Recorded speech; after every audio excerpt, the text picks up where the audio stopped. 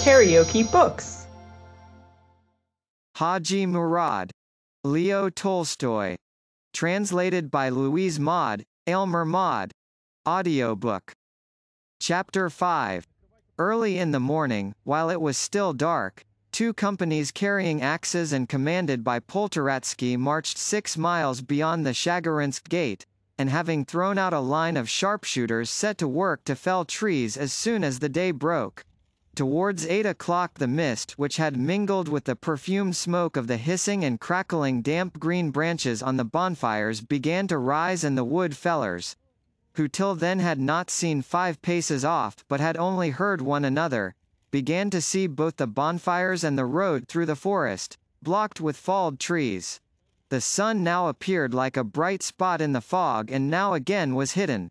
In the glade, some way from the road, Poltoratsky, his subaltern Tikhonov, 2 officers of the 3rd Company, and Baron Fries, an ex-officer of the Guards and a fellow student of Poltoratsky at the Cadet College, who had been reduced to the ranks for fighting a duel, were sitting on drums.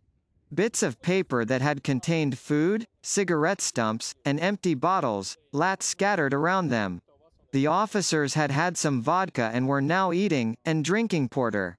A drummer was uncorking their 3rd bottle. Poltoratsky, although he had not had enough sleep, was in that peculiar state of elation and kindly careless gaiety which he always felt when he found himself among his soldiers and with his comrades where there was a possibility of danger. The officers were carrying on an animated conversation, the subject of which was the latest news, the death of General Sletsev. None of them saw in this death that most important moment of a life, its termination and return to the source when it sprang.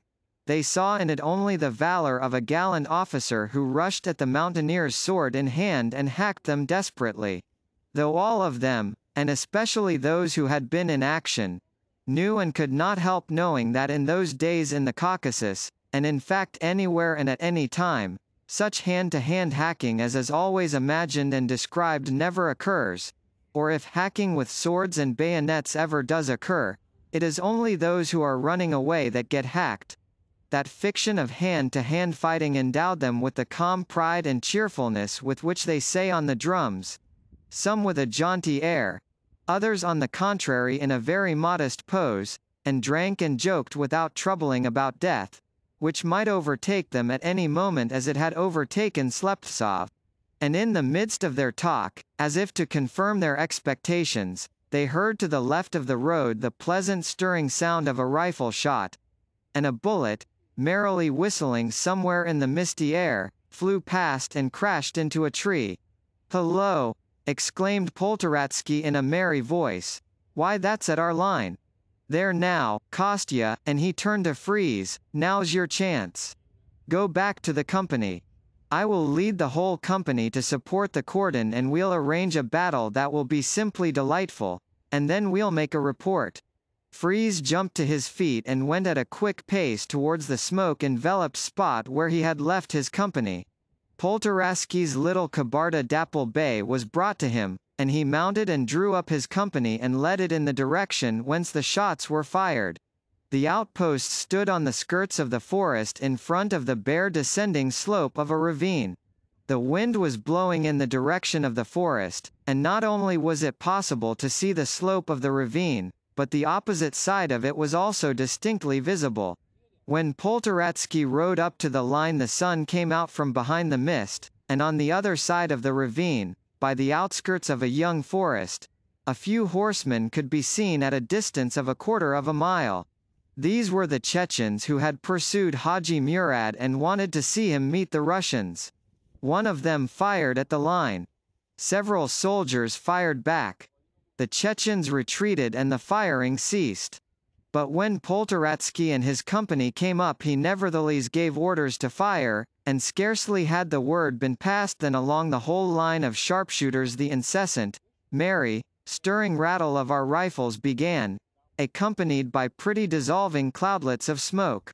The soldiers, pleased to have some distraction, hastened to load and fired shot after shot. The Chechens evidently caught the feeling of excitement, and leaping forward one after another fired a few shots at our men. One of these shots wounded a soldier. It was the same Avdiv who had lain in ambush the night before. When his comrades approached him, he was lying prone, holding his wounded stomach with both hands, and rocking himself with a rhythmic motion moaned softly. He belonged to Poltoratsky's company, and Poltoratsky, seeing a group of soldiers collected, rode up to them. "What is it, lad? Been hit?" said Poltoratsky. "Where?" Avdiv did not answer. "I was just going to load, your honor, when I heard a click," said a soldier who had been with Avdiv, "and I look and see he's dropped his gun." "Tut, tut, tut!" Poltoratsky clicked his tongue. "Does it hurt much, Avdiv?" "It doesn't hurt, but it stops me walking." "A dropu of vodka now, your honor." Some vodka, or rather the spirit drunk by the soldiers in the Caucasus, was found, and Panev, severely frowning, brought Avdiv a can lid full. Avdiv tried to drink it but immediately handed back the lid. "My soul truns against it," he said. "Drink it yourself." Panev drank up the spirit. Avdiv raised himself but sank back at once. They spread out a cloak and laid him on it. "Your honor, the colonel is coming," said the sergeant major to Poltoratsky. "All right. Then will you see to him?" said Poltoratsky, and flourishing his whip he rode at a fast trot to meet Vorontsov. Vorontsov was riding his thoroughbred English chestnut gelding, and was accompanied by the adjutant, a Cossack, and a Chechen interpreter. "What's happening here?" asked Vorontsov. "Why, a skirmishing party attacked our advanced line," Poltoratsky answered. Come, you arranged the whole thing yourself."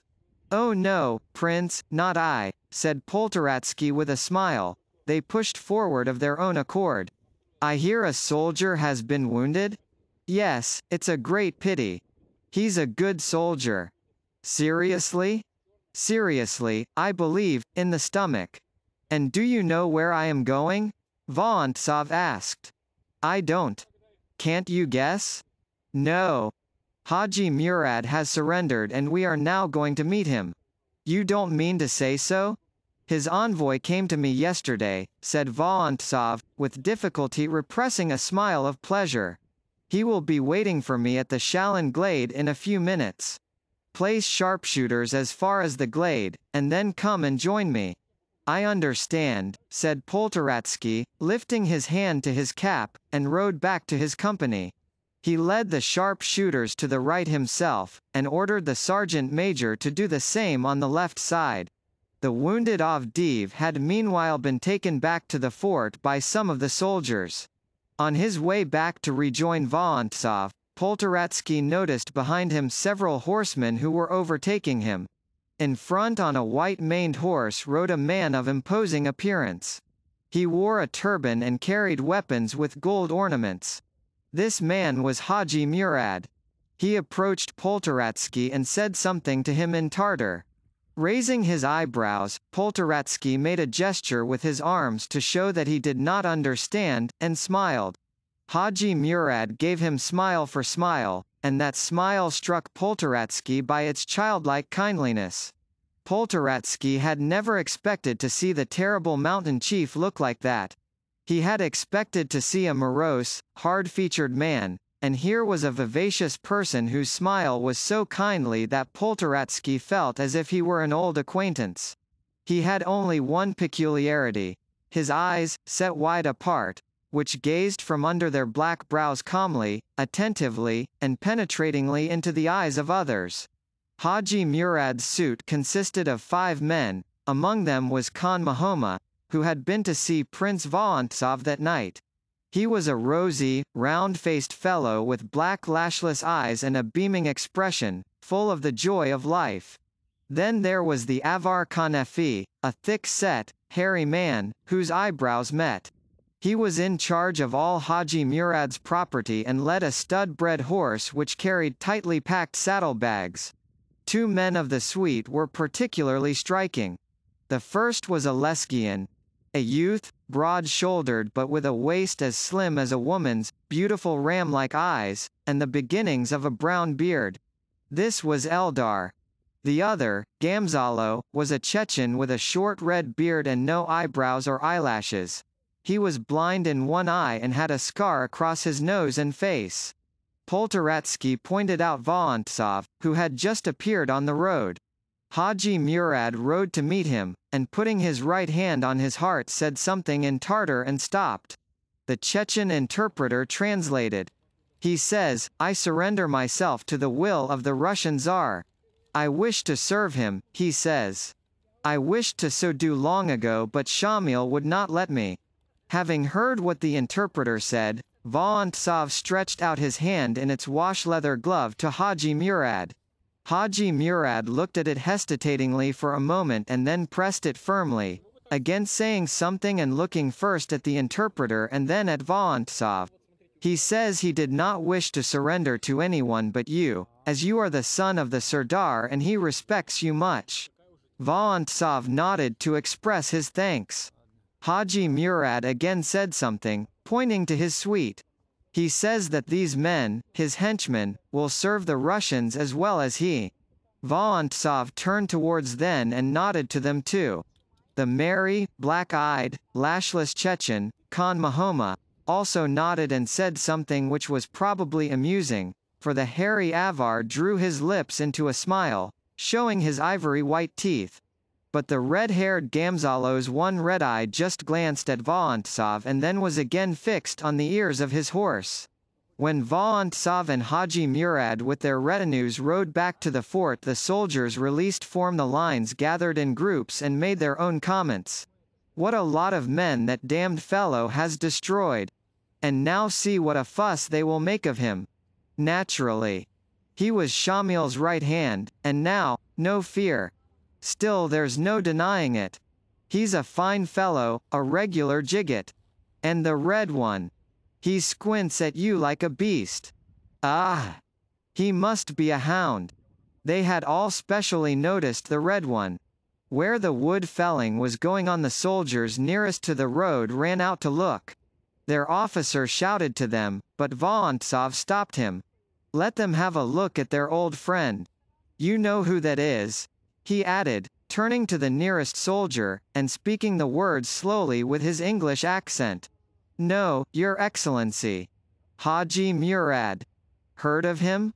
How could we help it, Your Excellency? We've beaten him many a time. Yes, and we've had it hot from him too." "Yes, that's true, Your Excellency," answered the soldier, pleased to be talking with his chief. Hadji Mourad understood that they were speaking about him, and smiled brightly with his eyes. Vorontsov returned to the fort in a very cheerful mood. KaraokeBooks.